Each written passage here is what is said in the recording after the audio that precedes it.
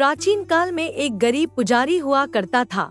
उस पुजारी की मृत्यु के बाद उसकी विधवा पत्नी अपने भरण पोषण के लिए पुत्र को साथ लेकर भीख मांगती हुई शाम तक घर वापस आती थी। एक दिन उसकी मुलाकात विदर्भ देश के राजकुमार से हुई, जो कि अपने पिता की मृत्यु के बाद दर-दर भटकने लगा था। उसकी यह हालत पुजारी की पत्नी से देखी नहीं गई। वह उस राजकुमार को अपने साथ अपने घर ले आई और पुत्र जैसा रखने लगी। एक दिन पुजारी की पत्नी अपने साथ दोनों पुत्रों को शांडिल्य ऋषि के आश्रम ले गई। वहां उसने ऋषि से शिव जी के प्रदोष व्रत की कथा सुनी एवं विधि सुनी। घर जाकर अब वह भी प्रदोष व्रत करने लगी।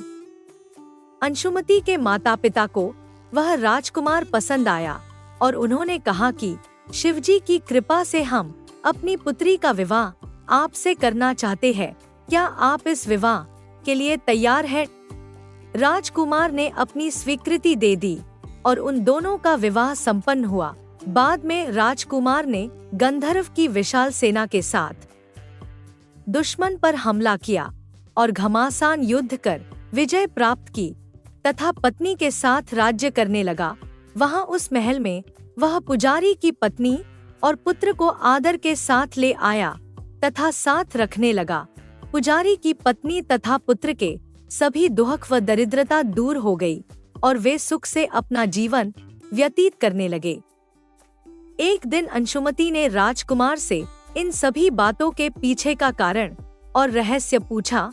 तब राजकुमार ने अंशुमति को अपने जीवन की पूरी बात बताई और साथ ही प्रदोष व्रत का महत्व और व्रत से प्राप्त फल से भी अवगत कराया। उसी दिन से प्रदोष व्रत की प्रतिष्ठा व महत्व बढ़ गया तथा मान्यतानुसार लोग यह व्रत करने लगे।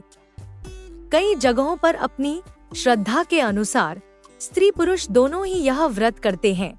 इस व्रत को करने से मनुष्य के सभी कष्ट और पाप नष्ट होते हैं एवं मनुष्य को अभीष्ट की प्राप्ति होती है।